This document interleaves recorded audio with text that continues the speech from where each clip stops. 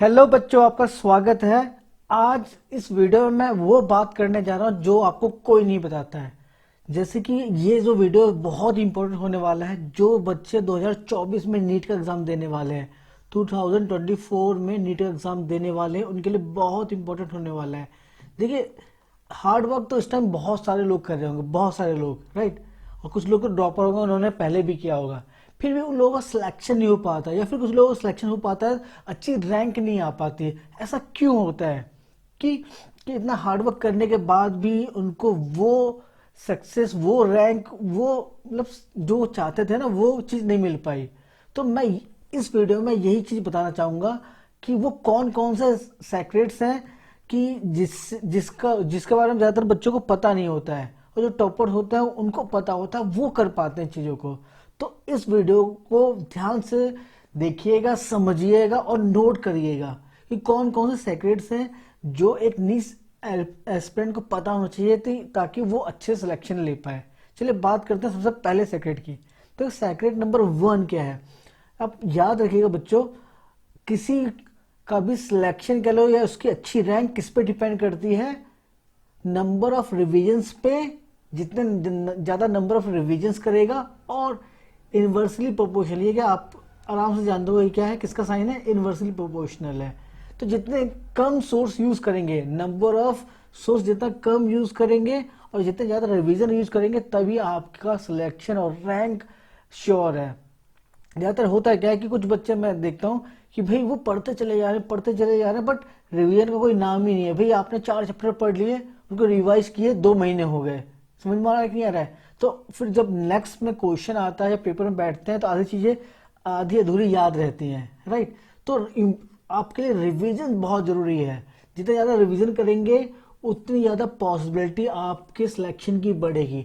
Number दूसरी बात क्या है इसमें देखेंगे कि होता क्या है कि बच्चे ना नंबर रिसोर्सेज बोले तो वो क्या करते हैं कि जब भी नीट की तैयारी कर रहे होते हैं, देखो लिमिटेड टाइम है आपके पास, 3 सब्जेक्ट है, बहुत वास्ट सिलेबस है, राइट। तो क्या करते हैं कि पहली बात तो आप कोई भी रिसोर्स चूज करो, कोई बुक चूज करो, तो उसको खत्म करो एक बार।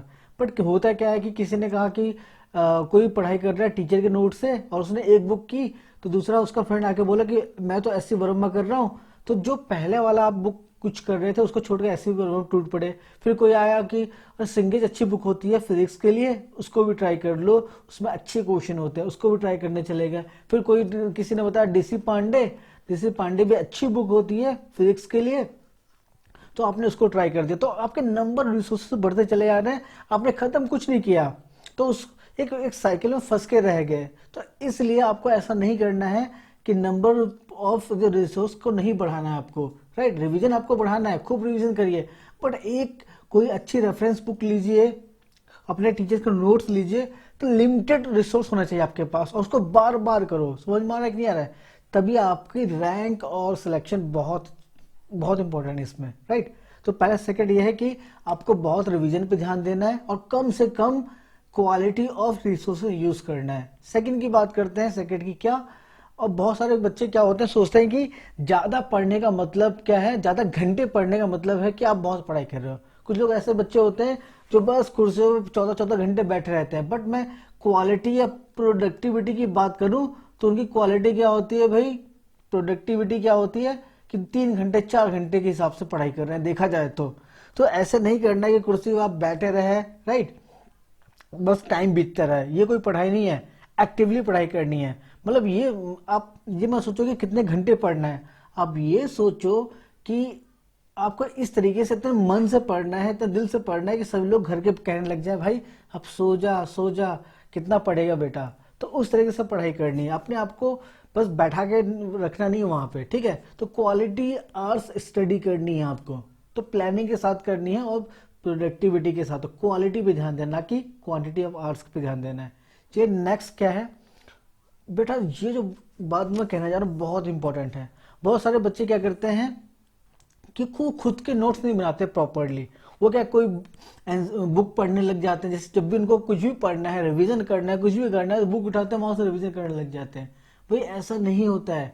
अगर आप ऐसा करोगे, आपको जब रिवीजन करना हो तो पूरी बुक पढ़ने जाओगे क्या? बुक तो बहुत वास्ट होता है, अब नीट के लास्ट के 1-2 मंथ पे तो आपको पूरा सिलेबस रिवीजन करना है। क्या बुक से पढ़ोगे या किसी रेफरेंस बुक से पढ़ोगे? नहीं ना। तो आपको क्या करना है, अपने अपने शॉर्ट नोट्स बना, अपने खुद के नोट्स बनाने हैं, राइट।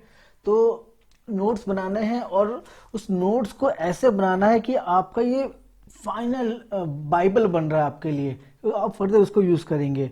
तो प्रॉपर नोट्स बने, अपने नोट्स बनाने हैं, ना कि किसी के फ्रेंड्स के नोट्स फोटो कॉपी करा लिए, सर ने जो कराया उतना कर लिया। इसको नहीं करना है, अपने खुद के नोट्स बनाइए। अब बात करते हैं चौथा क्या। अब बहुत सारे बच्चे आजकल क्या हो गया है भाई, टेक्नोलॉजी के मामले में सबके पास भाई फोन है।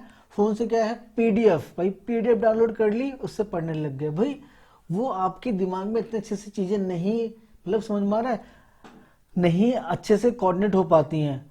अगर आपके पास फिजिकल नोट्स होंगे, जैसे कि नोटबुक पेज वाला होता है ना, नोटबुक वाला, मैं फिजिकल नोट्स की बात कर रहा हूँ, अगर वो नोट्स होंगे तो आप बहुत, जो आपके हाथों का और आई का ना जो कोऑर्डिनेशन होगा बहुत अच्छा होगा। आप जो भी पढ़ेंगे आप अच्छे से दिमाग में बैठ जाएगा, घुस जाएगा। तो आपको फिजिकल नोट्स प्रेफर करने हैं, ना कि आपको कोई पीडीएफ फोन में या लैपटॉप में या फिर अपने कह लो टैब में पढ़ना है।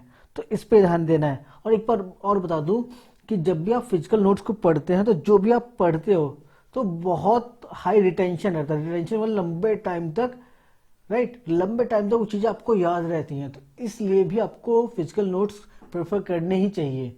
मैं तो हमेशा कहूंगा, पुराने जमाने में भाई लोग फिजिकल नोट्स से पढ़ा करते थे, बुक से पढ़ा करते थे, खुद के नोट्स बना के पढ़ा करते थे।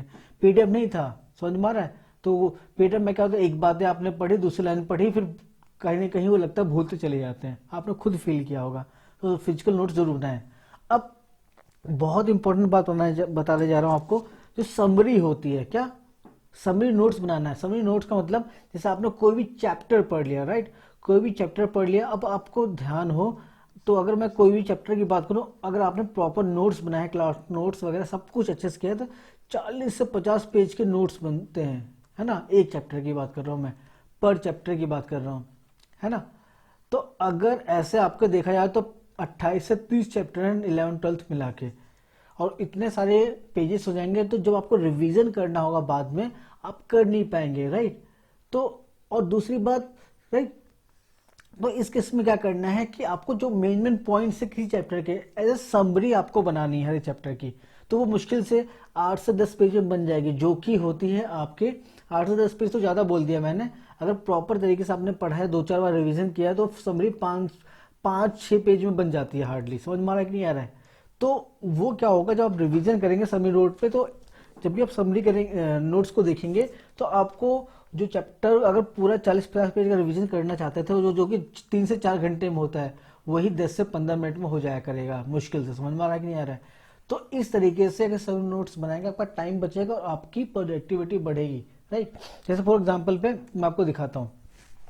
जैसे देखिए कि मैं एक फिजिक्स का फैकल्टी हूँ, ठीक है। तो मैंने एक चैप्टर के सभी नोट्स बनाए हैं। सभी नोट्स को सब कुछ इंक्लूड किया है। बेसिकली मैंने फॉर्मूला इसमें, और जो बेसिक कॉन्सेप्ट हैं, राइट, जो बेसिक कॉन्सेप्ट सबको लिया है।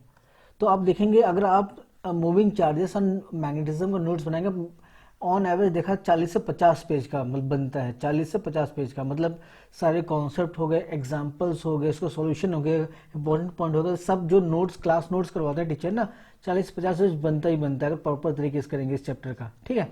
लेकिन जब आप सभी नोट्स बनाएंगे, जिसकी मैंने बात की, देखो कैसे बनाएंगे। जैसे देखो बायो-सैवर्ट लॉ आपने लिख लिया, और जो यूनिट्स होती है, फिर जो कोई, जैसे देखो थर्ड क्या है, थर्ड ही फॉर्मूला क्या है कि एक करंट कैरिंग कंडक्टर है, पी पॉइंट पे आपको निकालना मैग्नेटिक फील्ड, राइट, उसका लिख लिया। फिर आग की वेस हो गया। तो देखें 10 पेज में पूरे नोट्स हो गए, 10 पेज। अगर आगे पीछे की बात करें तो 5 पेज में पूरे सभी नोट्स बना लिए, जबकि एक भी चीज छोड़ी नहीं मैंने। आप देख सकते हैं वीडियो को पॉज करके, मैं एक एक करके कर रहा हूँ। तो हर एक फॉर्मूला, हर एक कॉन्सेप्ट मैंने इन 10 पेजों में, बोले तो आगे पीछे करके 5 पेजों में देखा जाए, पूरे चैप्टर खत्म किया प्रॉपर तरीके से। अब मैं एग्जाम पे टाइम पे जाऊंगा तो मुश्किल से 5 से 10 मिनट के अंदर इस चैप्टर को मैं रिवाइज कर सकता हूँ। समझ में आ रहा है। तो ये फायदा है समीर नोट्स का। तो जरूर समीर नोट्स बनाए, सारे टॉपर्स बनाते हैं समीर नोट्स। नाउ अब बात करते हैं PYQs then the other practice question. तो बच्चे क्या करते हैं कि वो ना नोट्स बनाते हैं प्रॉपर, राइट, क्वेश्चन की प्रैक्टिस करते हैं, डीपीपीस लगाते हैं, बट वो एक गलती बहुत बड़ी करते हैं कि ठीक है सब कुछ कर रहे हो, बट कभी भी आपको अंडर एस्टिमेट नहीं करना है पावर ऑफ ओल्ड पेपर्स। जो पीवाईक्यूज है ना, ओल्ड पेपर जो आपके, कभी भी इसको अंडर एस्टिमेट नहीं करना है। क्यों? क्योंकि इनको देखिए, आप देखेंगे ना जो भी पैटर्न होता है एग्जाम का ना, ये आपको दिखाते हैं कि क्या पैटर्न है। जैसे मैं एग्जांपल देता हूँ, जैसे कि देखिए हम बात करते हैं नीट की, है ना।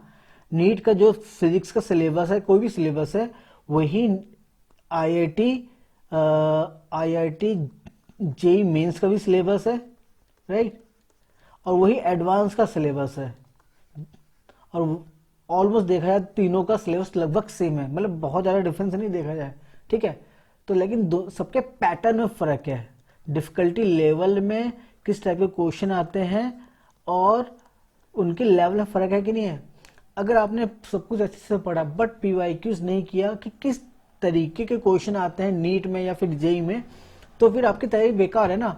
फॉर एग्जाम्पल आप करो नीट की तैयारी, लेकिन अब जो लेवल आपने कर रखा है जेई मेंस का कर रखा है, एडवांस का, तो आपसे नीट का निकल पाना थोड़ा मुश्किल है। क्योंकि नीट में क्या है, कम टाइम में ज्यादा क्वेश्चन करने होते हैं, तो एक तरह से मेमोराइज करना होता है बेसिकली, है ना चीजें। तो आपको पैटर्न पकड़ने के लिए पीवाईक्यूज करना बहुत जरूरी है। और बहुत सारे क्वेश्चन आप देखेंगे लास्ट ईयर के पैटर्न पे आते रहते हैं, उसी टाइप के क्वेश्चन आते रहते हैं, राइट। आपको आइडिया लगेगा।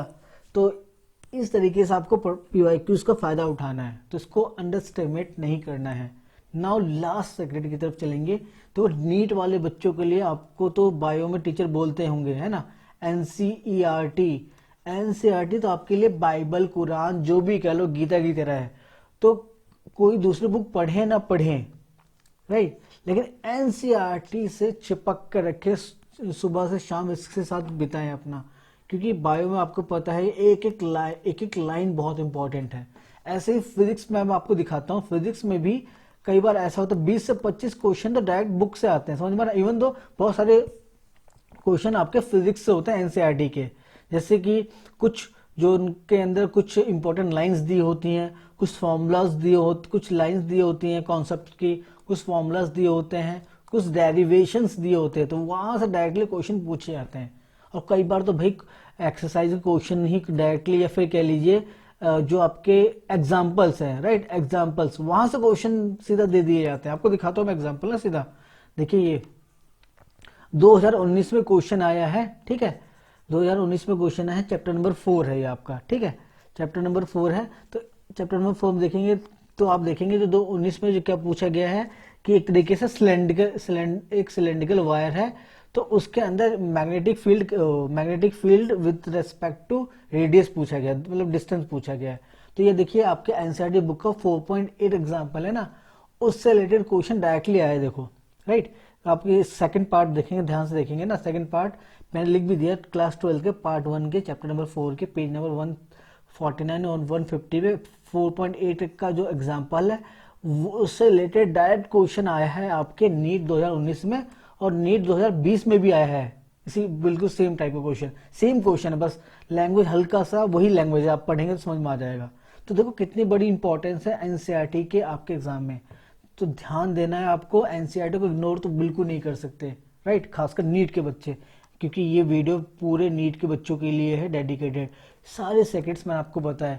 टॉपर से यही सब करते हैं बच्चों, जो टॉपर्स रैंकर्स होते हैं यही सब ध्यान देते हैं। देखो कितने कम एफर्ट में वो लोग कितनी अच्छी रैंक लेके आते हैं, समझ में आ रहा है कि नहीं आ रहा है।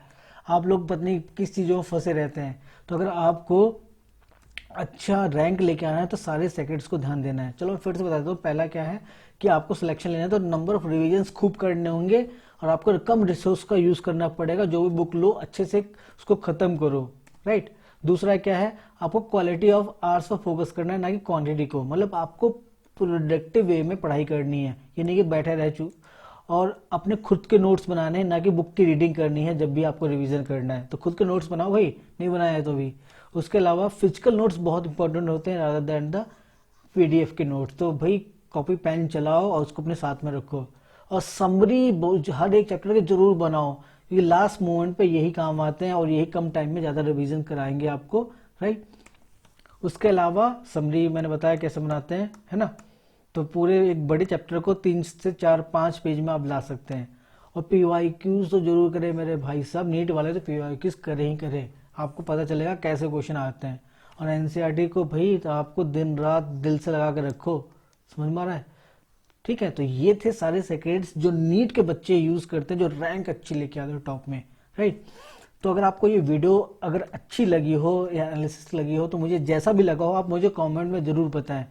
और मैंने काफ़ी एफर्ट दिए हैं, तो प्लीज़ वीडियो को लाइक करें और सब्सक्राइब करना हमारे चैनल को ना भूलें, और बेल आइकन तो बिल्कुल दबाएं, क्योंकि अगर आपको अच्छे अच्छे कंटेंट चाहिए, यूजफुल कंटेंट चाहिए आपके एग्जाम से रिलेटेड, तो इस चैनल पे मैं डालता रहूँगा टाइम टू टाइम, तो आपको नोटिफिकेशन मिल जाएगा, राइट। तो कमेंट में मुझे बताएं कि ये एनालिसिस आपको कैसा लगा, मतलब ये सेकेंड जो आपको कैसा लगा, यही यूज़ करते टॉपर्स बच्चों, ठीक है।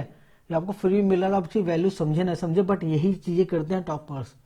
तो वीडियो को मैं यही ख़त्म करना चाहूँगा। अगर आप चाहते हैं कोई और वीडियो बनाओ, कुछ और सजेशन देना चाहते हैं, तो आप दे सकते हैं कमेंट में।